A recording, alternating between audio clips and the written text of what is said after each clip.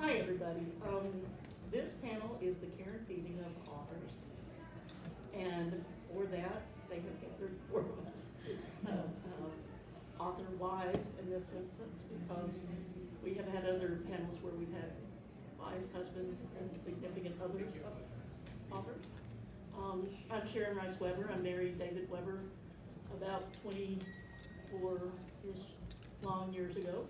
I knew him for about 7 years prior to that. So this is Sheellah Kennedy. So Sheellah Kennedy, been married to Chris Kennedy for 29 years. We just celebrated our 29th year on 6th of November. We have 3 awesome children, and he's with Chris Kennedy Publishing, if I didn't mention that. Really well known for the Four Horsemen universe in the Chris Kennedy Publishing world. And I'm Donna Mixon. I am married to Terry Mixon, up here in the corner. We have 4 kids. Yeah, we have 4 kids, 4 grandkids, 16 cats, and thus our publishing company is named Yowling Cat Press.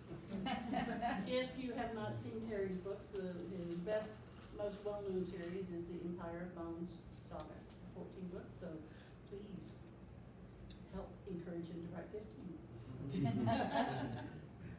I'm Bridget Correia. I'm married to Larry Correia. You can hold that against me or not. I really don't care.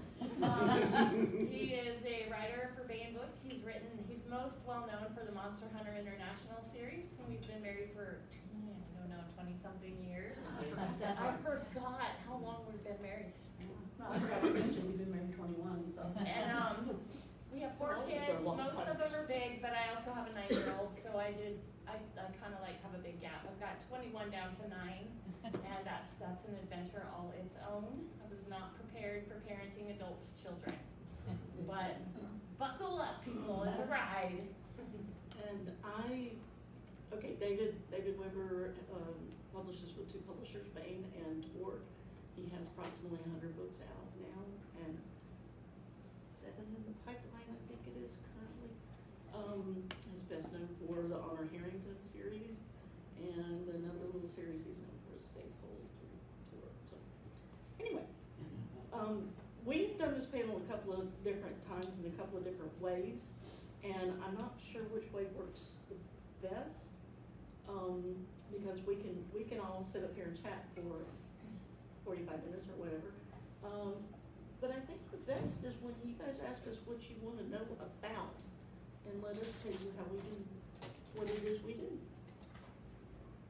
By the way, we have 3 children, twin girls who are sophomores in college, and baby Marine who just graduated boot camp on 29 October. Happy birthday!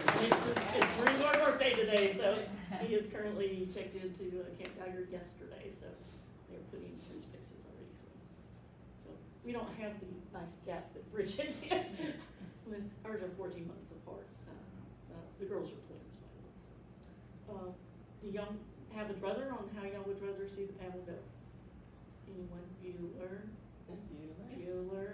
I think partly too is like for us most of the time, being married to a creative comes with a set of problems that I don't want to say regular people don't have, but maybe regular people don't completely understand. And it's got its own minefields and its own pitfalls and different ways of handling the things that come along with a passionate hobby and or creative field. So if you have questions that maybe apply to that, or that maybe you're struggling to navigate, we're happy to answer that. But please be aware we may overshare a little bit. All right, we do have a hand back Can you here. just talk loud so that Okay. people who are listening on technology can hear, please? I guess my question is, whenever first starting out, because that's where I am at, how much like marketing and additional work did you do to help your spouse or your other get further along in their career, and how much time did that take, and how did you kind of divide up your time between that and your kids and other priorities? Okay, when I first met David, I was working in a bookstore on a temporary job that wound up being 7 years. Don't ask.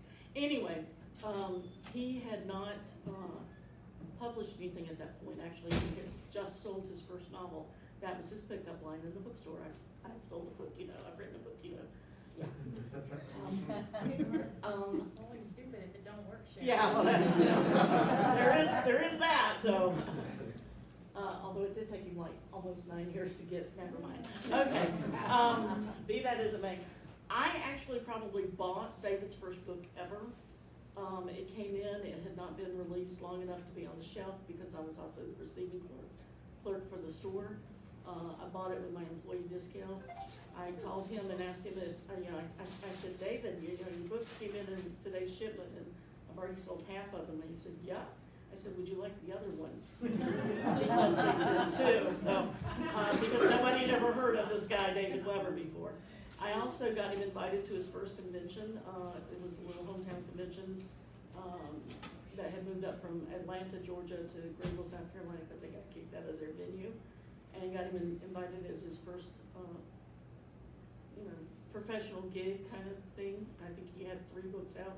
I also gave him his first autographing ever, next to Lois McMaster Bujold and a little guy named Roger Zelazny, a real good friend of ours. And of course he passed. But other than that, David has never had an agent. We have never done any type of marketing beyond what Bain Books did for us. So I'm just going to let everybody else answer that, because the territory that you guys are treading right now with the independent publishing, the way Chris Kennedy does it and Donna's husband does it, is all so totally different from anything that we did.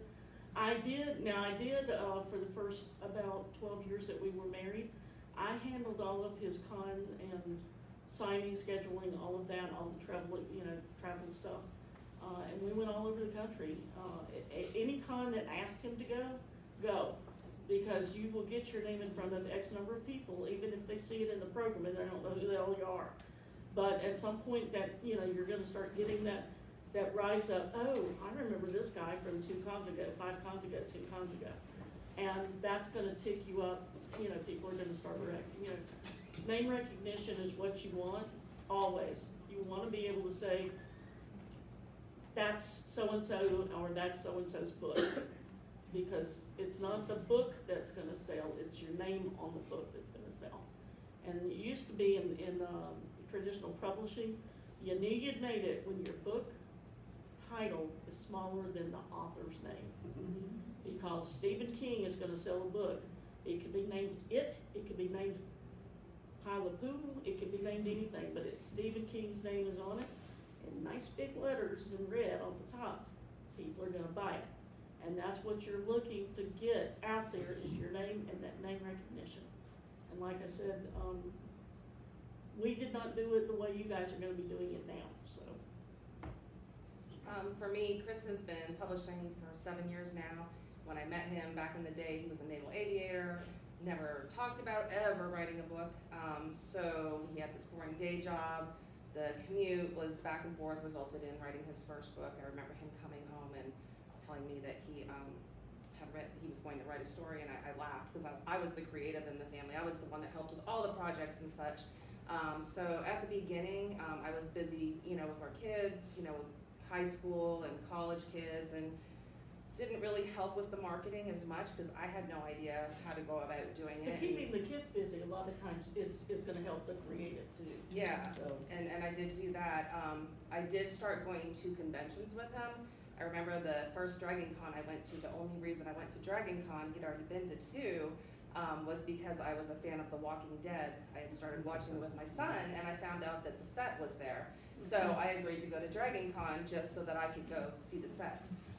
But then I saw all these beautiful shiny people and fell in love with the whole convention scene, and so I started. You got corrupted. I did, and I started helping at the table, at the dealer table. I would sit there while he would go to panels. I hadn't necessarily read his books, but I was good at talking with people and kind of keeping them around or having them come back when he came back to the table. So for marketing, for me, it was more of making the people connections at conventions, and I'm getting better with the social media part. Watch the TikTok thing today, so I'm gonna try and do some TikTok possibly with the books and see where that goes. As for me, I am a preacher's kid, And so I've never met a stranger. I may not know your name, I'll remember your face. But I would carry around stacks of cards, and every person I met got a card. I don't have them with me today, of course, but you know, that's one of the things. I went with Terry to Oregon to Dean Wesley Smith's conferences and workshops that went out, excuse me, out there, starting in 2010 when the indie boom really got going. And I credit him for helping me learn how to create Terry's covers. So that's also a marketing thing. It's making sure that cover is bright and shiny and in their face and tells them what the book is about. So that helped. And what else was I supposed to say? Oh, going with him to different conferences. We first one we went to was a local one in Houston, and getting to meet some people there, trying to help people along the way, passing along little tidbits that we learned along the way. And that really kind of engendered us with them.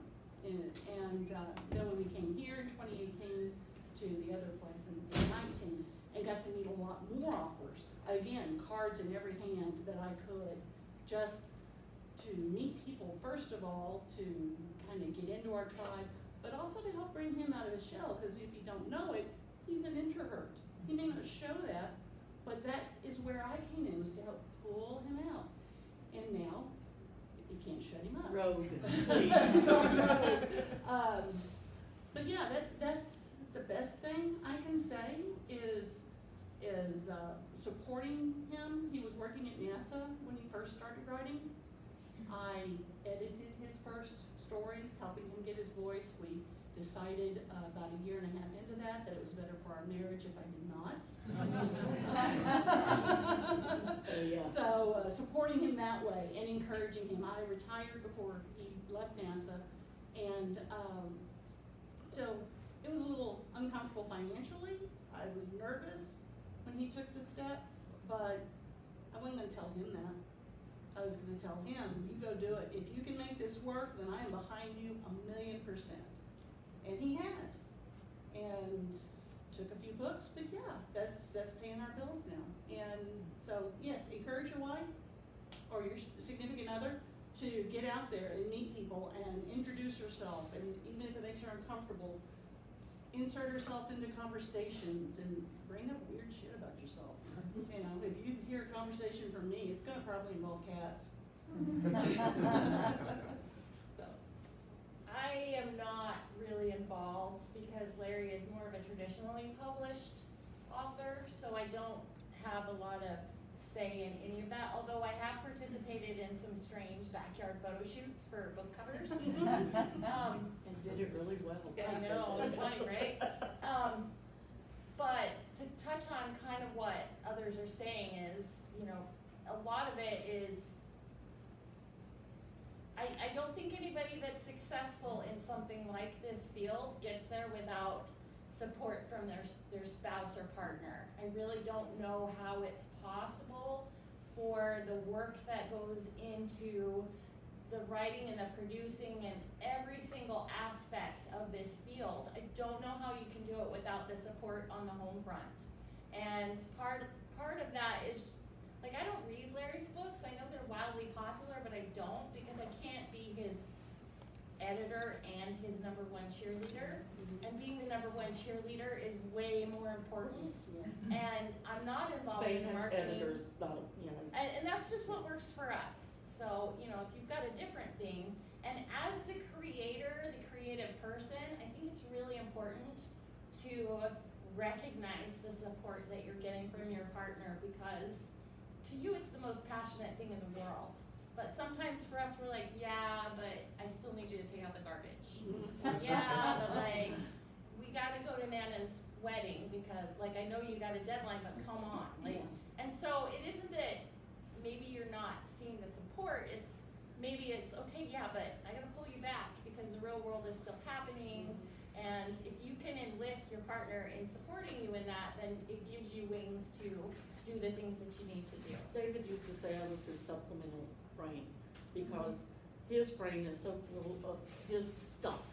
his world, his people, his, plots, all of that. And I have to deal with the real world. And, Oh, yeah, like the fridge breaks. Yeah, I mean, you you have to get the kids to school, you have to pick them up, you have to get them to soccer practice, you have to get them football games. And all of that, if you can take that off of your creative, because they don't get it, that that's an important thing. And sometimes you do have to wrap them on the head with a rolled up newspaper and say bad, because you do have to go to the kids' soccer tournaments, and you do have to go to the piano recitals or whatever. And you have to get them to make that time, especially, once they've made it, because then they're in their office 24/7. You have to remind them to eat. Yeah. Yes. And see, I have a cheat on that, because David is the cook, I don't cook, and I deliberately did not learn how to cook after we were married. Because for that hour or 2 hours every day, our family sits down as a family. It may be 9:30, 10 o'clock at night when we're having supper, if we've got soccer going on and I can't get the kids home. But if they're home, they're sitting at that damn table, pardon my French, and those phones are put up, and you're sitting there, you're paying attention to family, and it's our time to spend on each other. And I can get you out of that book for an hour. If I can get the kids off the soccer field for an hour, I can get you there. And that's how we bond, that's how we keep going as a family. And to be fair, I think that Sharon and I are more, long traditional division of labor in the family. And Well, I don't know, because I I have the don't camera know tools either, and but yeah, I know. David has the cookies, But he's but- like, oh, look, a shiny new But soft if spot, and I'm like, if this isn't what your domestic situation is, I think the biggest part though is that figuring out Yeah, how to make it work in Another- your home life. Another thing that I know that I've done, and I know you ladies have done it too, is you're in a crowd with your significant person, and that they're being swamped by people. And David, because he's in that office and he never gets to talk to people, he gets sucked in and he stays there forever. He will talk to anybody about anything. And every now and then you, yeah, and you just gotta sometimes take him and take him away and say, okay, I'm sorry, I've gotta feed him now, And as the significant person, you can do that, because it is your job to take care of your whatever, your spouse. And there are other times though when people, okay, I'm 5'1"-ish now, okay, I have spinal problems, so, and I have had people come up, all right, let's be honest. Most readers, especially in science fiction, fantasy, and whatever closely held genres, are not the most socially adept people at times, okay? Some of them are really kind of on the spectrum out there, and they do not interact well with others. Social cues are not as obvious It's not as to the obvious. science fiction fantasy reader as they are to other And- people at times. And David, I know as well as Larry, now not so much Sharon and Chris, but they're big guys and they're intimidating, and they're also the yawner, to these people. Oh. And so sometimes you have them coming up to you as the significant person saying, oh, is that next book coming out when? And you're like, I know, I've heard this since, I've heard the entire plot at the dinner table for the past 4.5 years, and I can tell you what's gonna happen 7 books from now, because I don't read mine either, okay? And what you do though is you take that person and you say, I don't know, let's go ask him. And you take them gently by the elbow and you lead them over and you say, David, this person has a wonderful question, and I didn't know the answer, but I know you do. And you have that person ask the question to the author, and they start talking, and all of a sudden that person has forgotten that this is, oh my God, the person, Right. and they start talking, and that's how you get them to interact with your significant, especially if they're, a little recalcitrant at the beginning of talking to people. And then I don't know, do you guys do this where they forget who they talked to? Mhm. So I'm kind of also a little bit of personal secretary Yes, sometimes, yes. of like, hey, you committed to do this thing. Yes. So that when that person reaches out, he's not like, what are they even talking about? Yeah. You remember at Dinner, and you talked about this, oh yeah, okay, and then it re-engages. I have to say, So it's a valuable thing to one have your thing that partner David involved. does, is everybody who emails him anything is cover copied to me. Mhm. And it comes in, and I don't care, I don't read them. I have enough of my own crap to read, and I'm like, okay, Terry Mixon, texted you about an anthology that you wanted to do, did you answer him? No. Did I get it? Yes? Okay, and I'll send it to him again, I will forward it again, so it's at the top of his queue, because he will not check emails for months, and I mean literally months. That's Because- smart, I haven't done that. Yes, do that, because that way, and like in the subject line, if it says upcoming oncology or whatever, and I just go, oh, Terry's writing about, okay, I'm good. And I don't read them, I know that, Jane Linskold and David have written like 4 books together, and I'm the middleman, she'll text and say, I've sent David an email, can you let him know? And I get a copy of it too, and it's helped a bunch, so. There are many ways to support your creative without actually being on the stuff. Sandy, I just have a question. sure. I love that you said, I haven't read the book, I haven't read the book. When it was 1 or 2 books, I read them, because I just did, I was Sure. excited, it was the beginning. But now that there's so many, and he's gone so far past but when I hear how amazing it is, I wanna make time for it, but I'm hearing all the time, did you read it? If I say I have a book for work to read, why did you make time for that book? So I hear you, and it makes it really And they're nice. always shocked when I say I haven't read them. Yeah. But- They're like, oh my gosh, you're such a bad spouse. No, no, You didn't- No, I because agree so much, you I know, agree with you. You know, it keeps you sane, Yeah. because you don't have all of that. Because you do hear it at the dinner table, and you do hear it when they're talking about, oh, I'm gonna write an anthology. Let me tell you a lot of the 14 stories I've come up with for you. And after a while, it's just, you know, that has to be their focus, but it can't be your focus, so. Unless you want it to be. Right. Yeah. I mean, for some people that really works. There's so many writing collaborators where it's the husband and the wife, or the husband writes and the wife has so much input that she might as well have written half the Sure. story or book.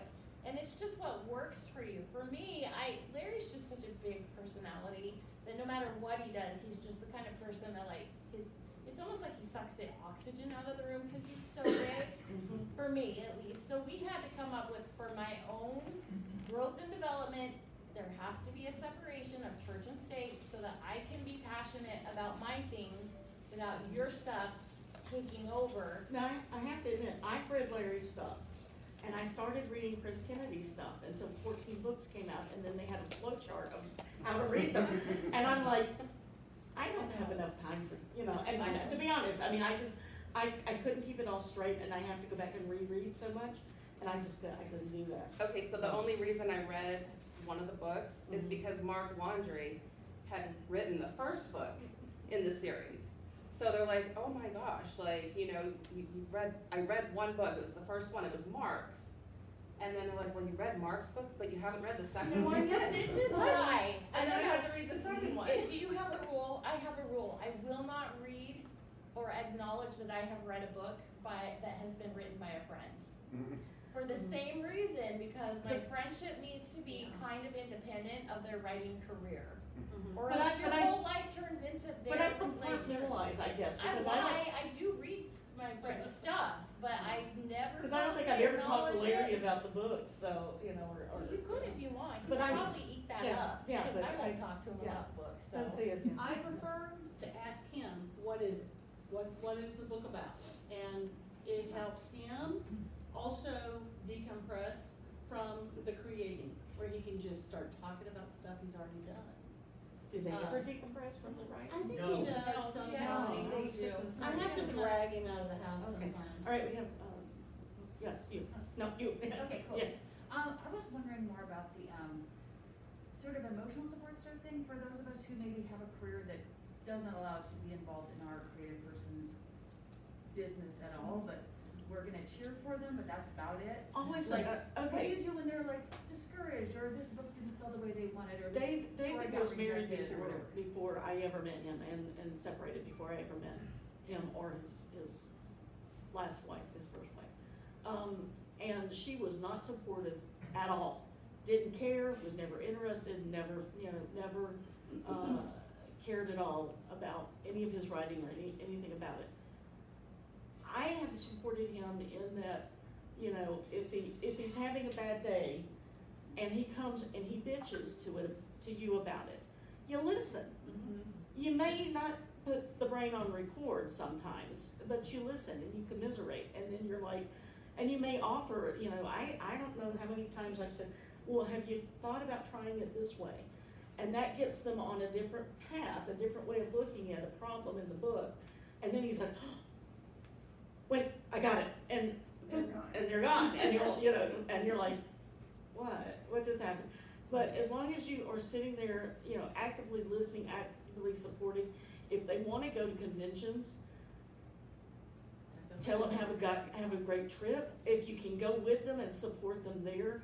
I mean, you know, before we got to be anybody, and I use that term so creatively, because we're still not anybody, nobody, but, and we didn't get handlers at conventions, very small cons and stuff. It's like, okay, David, you have a panel at blah, blah, and you know, and then it's this panel, and it's in this room. And I would take him and put him in that room at that time and go away to the dealer's room or art show or whatever. Go do my own stuff, because after you've heard these panels 4 or 5 times, you just don't wanna do it anymore. But it's not that they want you in the audience sitting and cheering them on. But if you get them there, make sure he has a cup of water, you know, make sure that the other people are there, make sure the AV people are there doing what they do. And then you can leave them and let them do their stuff. And help them, again, like get to the next panel and stuff like that. That is because their brains don't work the same way that yours do. They will not realize that they've got 10 minutes to get from one panel to the next panel. And I think that's what we've actually said, that's where our little boundary was I used to be, you know, I've even got my little booth bag bracelet. Like, Sure. I worked the booth every weekend, and then it was like, there's 3 cons a month, and I'm like, babe, I can't go to any of the panels, I can't enjoy the cons. Yes. I actually like going to these, and if I am working your booth, I am not going to the con, so we have to like, And every now and then, once you get, I'm not in the mood, I go to the con. once you get past a certain point though, you may have to hire somebody to do the booth for you, Well, you know. and I think a lot of it too is just, sometimes it's just throwing spaghetti at the wall to see what works. Yeah. Because, Yeah, like, I would love to tell you what works for Larry. There have been a few times where I'm like, you know, when he's upset about, I don't know, he got stuck on something, or he's not gonna reach a mental deadline for himself, where I'm like, okay, we're gonna take a mental health trip down to Yeah. Popeyes. yeah. Which is business. Just getting them out of the house Like, occasionally, it will just be Yeah, nice. or like, You know. you know, just whatever it is, and it's, so what works for me and my spouse is gonna be really different than what works for you ladies or works for you guys. And I think more than anything, it's just the same advice that any marriage therapist or family counselor would give you, like, communicate. You Yeah. know, like, That's it. I've had a couple conversations after 20-something years of, I feel like you don't understand I'm supporting you. What is it that you need to hear from me? Because I want you to feel supported. And he's like, well, I don't really know, but, you know, I'll And try and sometimes they think don't about know, it. yeah, And- they don't have a clue what they need at some, you know. Wow, I feel like the worst spouse ever, because I don't do any of that. No, Yeah, I no, don't. I'm sure that, like- But if it works for you. That's right. We've been together for 26 years, but married for almost 21. And so we've kind of got this little brainwave thing going. I can almost anticipate what he needs. But in the last few years, my health has declined, and he's been more of my caretaker, which was complete reverse of how it Yeah. was. So you just be there for each other, and. I mean, David and I did cons together before we ever were engaged or married. Mhm. And, you know, so we had it down pat before we got to that point. Yeah. So I feel sorry for people who were married and then, And oh, by the then way, I wanna be a writer. It was interesting. This one here needs to, yes. I try very hard to be as supportive as I can to my husband's writing. I'm one of his beta readers, I was an English major, so I'm really, you know, I don't like his genre, which is Then don't read his books. It's really good because I can say, well, that didn't work, or, you know, you really need to change that or whatever. So, he retired about 7 years ago, I guess, 8 years ago, and I was still working, and it was fine. He wrote all the time, I was working all day. And then, about 3 years ago, I retired, and then the pandemic hit. And it was wonderful for him. I mean, all he needed to do was sit in his office and write and write and write. I baked a lot of bread, and I did a lot of walking, and I sometimes got very resentful, because he'd literally be in his office for 12 hours, Yeah. and I'd say, I know. hey, can you just, set 7 AM to 4 PM or something like that to write, and then. I told David about 2 weeks ago that we were by ourselves because the girls were going to college. Michael was at boot camp. And it was one of the first dinners that we had. It was just the two of us. And he was watching the Braves game. He's a big Braves fan. And I said, look, I don't ask for a whole lot of your time. I ask for, an hour, 2 hours at night for dinner. I said, you can put the phone up, you can put the Braves away, or we can eat at a different time so that you can watch the game or listen to the game and have the time for me.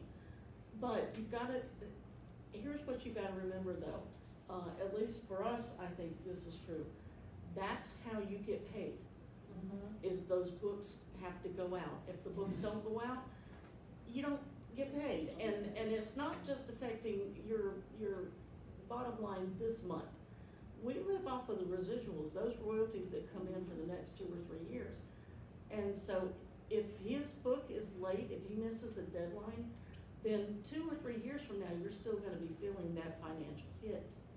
And I don't, maybe some people who own mountains are financially independent, but we can't do that. I've got 2 kids in college and, I feel you. so I mean, I have to, and also when we married, David writes at night. He always has. He's been a night writer forever. And I resented it for the first 4 or 6 years that we were married. But I also knew that I can't take that resentment out on him because it's not his fault. It's too busy, it's too loud, it's too chaotic during the day for him to get a solid block of writing in. And once you pull out of writing, it is really damn hard for some of those people to get back into that The groove, to workflow, back it into is. that muse, to get the muse going again. And it will take, he can come out for 45 minutes, it takes him 3 hours to get back to where he was. So I can't do that. I have to let him do, now I do tell him, and it used to be, this is what he used to do before we were married and had kids. He would write a book and take, 2, 3 months, 4 months, whatever the book took. And then he'd take a month off. So then I had him 24/7, which was almost as bad. I would have hurt myself. And and then he would get into the now he doesn't do that now because he doesn't have that open time slot. But if you're a creative person can do that, if you can have him for a month between projects, Yeah. or have him every weekend, it's whatever you can work out.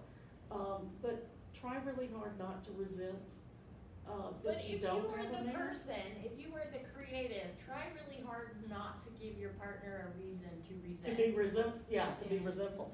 And sometimes you just have to sit him down and talk to him. As y'all said, keep those lines of communication open, because if you can't communicate why you're having an issue with this, then he's not gonna get it. We shared an office, in the God, no. for, 3 years? And, it hurt my feelings a little bit when he decided he was gonna move his office upstairs, because apparently I talk to myself when I'm at my computer. Yell. Oh, well, at the computer, but. I asked David a couple of days ago, are you talking to me or to your computer? My computer, shut up. No. Well, see, that's Don't do the that. nice thing, is his office is upstairs, mine is downstairs, Yeah. on opposite ends of the house. The major concern we had was the internet didn't work so well on both sides ends of the house. But Boosters, we internet boosters. got to fiber. Mhm. But one of the things that Terry does that I think helps him kind of keep his sanity is that he has a podcast as well. And where he talks to writers about writing and sometimes just shoots the shit for a couple hours. And, I think that helps him. And when we talk about the robot, it's called Dead Robots, when we talk about the robots or what they did on the show, something different than what he's writing on the paper for the book. Just to kind of get him a little bit of a mental break, because I know it's got to be draining at times. He was on a deadline before we came here, finished the book, day later we were on a plane. So, it is what works for you. You have to work out your relationship and your communication and your love skills, because that's what's gonna get you through. Can you make a date day? I know David and I have done that before when I was feeling particularly unappreciated. He would set aside one day and we would go to a movie, go out to dinner, just the two of us, you know, no kids and all that. And for that, you know, whatever, 6 hours or whatever, I would have his undivided attention. And one of my rules was we can't talk about the kids, we can't talk about politics or sports, and you can't talk about anything you're working on, you know? And that actually helped for a long time. We haven't done that in a while because we had some health issues come up and we kind of got out of the habit. But since the kids are gone now, we're thinking about reinstating I that, think so. part of my problem is that, I was very involved in theater. And all of a sudden that just went by. Vanished, yeah. And so my creativity, except for the baking bread, You can't give yourself up though. You have to No, maintain no, yourself, No, so. I I haven't, understand, you lost that outlet, I lost my but creative. he still had his outlet. Yes. Mhm. But can you still volunteer and do something that you, Well, theaters are slowly starting to open. yeah, I was a theater major, so I, you know, if you can find some way to start doing something that makes you happy. Yeah, start your own podcast about Baking bread. plays or making bread or about, And send me the bread, I'll eat it, God knows I ain't planning on doing Find it. a way, you know, because you really do, there are times when you have to separate from your Yes. We your call it creative. separation of church and state, Yeah, and like, that's our little code phrase, like, babe, separation of church and state.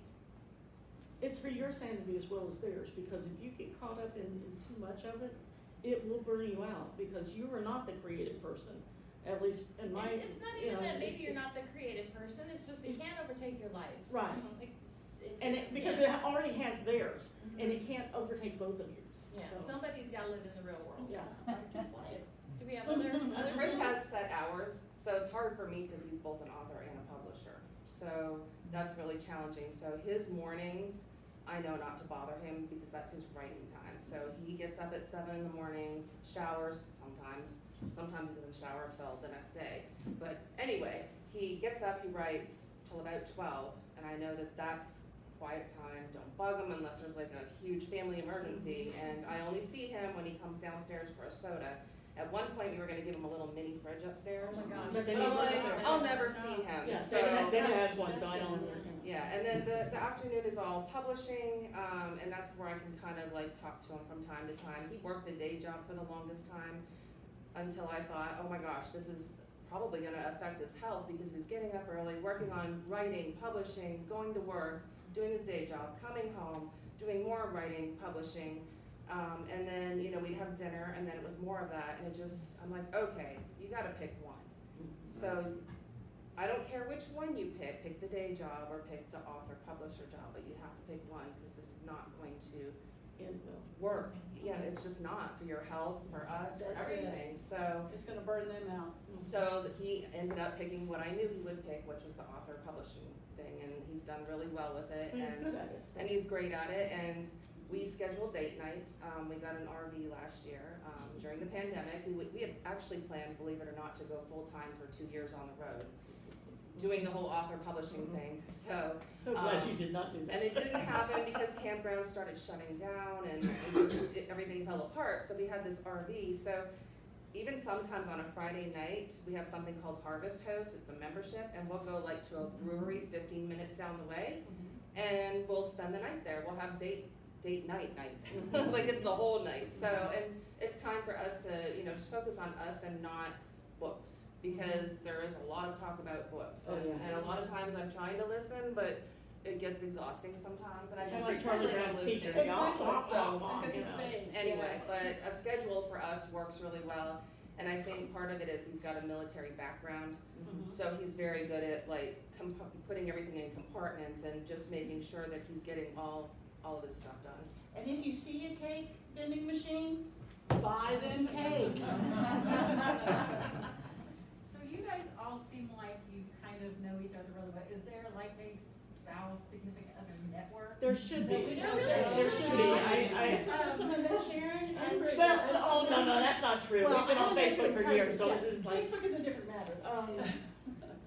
There really should be, because I've had so many significant others of writers come up and say, tell me how you do it. And I haven't figured that out yet, but Yeah. we're, still a work in process, but. Yeah, right? This But, is a start. You know, I- I've taken I'll- so many new 5 minutes. spouses and new 5 authors minutes. under my wings and going, you know, come with me and let me show you. It you know, is what a to do. very unique set of challenges, and like, there's almost like a shorthand. Like, so if you're married to a doctor, then everybody gets that he was on call, right? If they're also a partner of a doctor, they understand the logistical problems that creates and some of the opportunities that it creates. But if you say, well, he's got a deadline, nobody in my Nobody gets it. social circle has any idea what that means for the mass chaos that it creates in my personal life. Mhm. But I can say that to Sharon, I can say it to you, and you're like, oh, do you need me to bring you some chocolate? Yeah. Chocolate is always But good. there really too. should be. There I should be a almost feel like we Facebook should have a group. There should be a, Facebook. yeah. And we've done group chats in the past, Yeah, some of us yeah, have we been have. like in a group chat and we'll like ping back and forth and we can't always answer each. We're about We're to- done. Okay. No, you're not done. I was gonna say then there are offshoots of every 20 books group. Maybe there needs to be a 20 books significant Spouse. other Yeah. group. I think that would be awesome. Sharon, that's your next job. Oh, thank you. Well, I am an empty nester now, so. Any other questions? Really? We bored you that badly? Or we can chat in the hallway Yeah. about something If you else. see us, grab us and Yeah, ask us yeah. questions. As an author, I want to know, why can't I get more cookies? Because you don't appreciate those. I'll tell you why Larry doesn't get cookies, cause his happy rear end needs to go walking and taking the mail out. I see he does. And he keeps telling me he's on a diet, and I'm like, really? Mhm. I've done so much. Well, I have to say, okay, part of this, you know, it does go both ways because Donna raised a really good point because during our married time of 23 years, I've had 28 surgeries. I've had a total of 32 total, including 7 that rebuilt my spine from the ground up. Mm. And so there are times when David has had to take, you know, that time and be the caregiver for me. And then, you know, and that never scared the kids because Mom was always having something worked on, you know, a new knee put in or whatever. And when David had his heart issues a couple of years ago, that freaked them the hell out. And, you know, they were young enough to where they didn't understand that, okay, a pacemaker's going in and he's gonna be good to go for another, you know, 20, 30 years, hopefully. So, you know, it kind of goes both ways. I like to say I can take David for granted, because I know that he's gonna be there through everything. I don't have to worry about if I'm having, you know, another spinal surgery, that he's not gonna be there when I wake up. And yes, I know somebody that happened to, actually 2 people that happened to. So I think that's a really good thing. I think all of us can safely say that, you know, our husbands are there for the long term. You know, we're there for them and they're there for us, so. Absolutely. it's very good. You know, we've spoken about the spouses, but all of you have children. Obviously, trying to keep them compartmentized while the spouse is writing. What do you do for your kids as a reward? Is there something that, you know, is something fabulous we can set in place and help them? Well, first of all, they're adults, so I don't get in business. For us, it's just what Dad does. Yeah. So they don't necessarily need the rewards with the little kids. I remember when they were smaller and we didn't have the luxury of a separate office, that could be very, like, there were times when There were Larry's problems, yeah. productivity was way less than it should have been.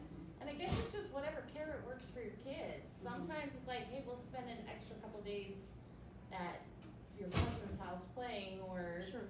we'll spend an hour at the pool, and that, you know, it's just kind of the carrots that work for them, and also getting them involved in things that they can be passionate about, even Yeah. when they're little. If it's, Yes. hey, it's time for Legos, or you get to help Mom bake cookies. Big bread. I know that Chris and Sheellah, you know, by the time he came to it, your kids were. They were in high grown, you know. school, so. But, you know, our kids, we went from 0 to 3 in 4 weeks and 2 days. Our girls were adopted. And Michael Paul was 4 weeks and 2 days early, don't ask. So we actually legitimately went from 0 kids to having 3 under 3 in the month that I have. And Dad would always spend time reading to them, reading at night, because that's, you read to your kids, I'm sorry. If you want your kids to be readers, you read to them. And that was a way for Daddy to spend time with the kids and bond, was that it was he who did the reading. Could be 15 minutes every night, it could be 2 hours. It's, you know, that was worked out on a as we went basis. But when he was writing in the house when the kids were a little bit older, and they knew Dad was there, but they knew he was working, but they didn't really know what that meant. So they would interrupt him, and the best thing that we ever did was we got him moved to a little office detached from the house on the other side of the swimming pool, so that they really, especially when they were little, could not go out there without somebody going with them, because you don't go next to a swimming pool with a kid, you know. And so that really helped. And when he was in the house and at dinner or cooking, he would rotate a kid each night, and they would help him cook. They'd set the table, they would do, you know, whatever little thing they could do, but they were spending one-on-one time with Dad, which they didn't get a whole lot of. Yeah. But that way, he was spending time one-on-one with them every night. Then we would sit and have dinner as a family, and he would stay there. We also were big card players in my family, so once the kids were ever about 6 or so, we would start playing cards after dinner, and he would be part of that. And so that was his time with the kids. And if he was not in the kitchen or the house proper, they knew not to mess with him. You know, you don't, it's like Dad goes off to work, and, you know, if you're a kid and your dad's at the office downtown, you don't call him. You don't go visit. You know, you don't go interrupt his working time when he's working with a law firm or whatever, insurance company or whatever. And you just have to, you have to. It's the same as any job. I hate to say it, you have to train them. I think we're out of Yeah, we're out of time, time.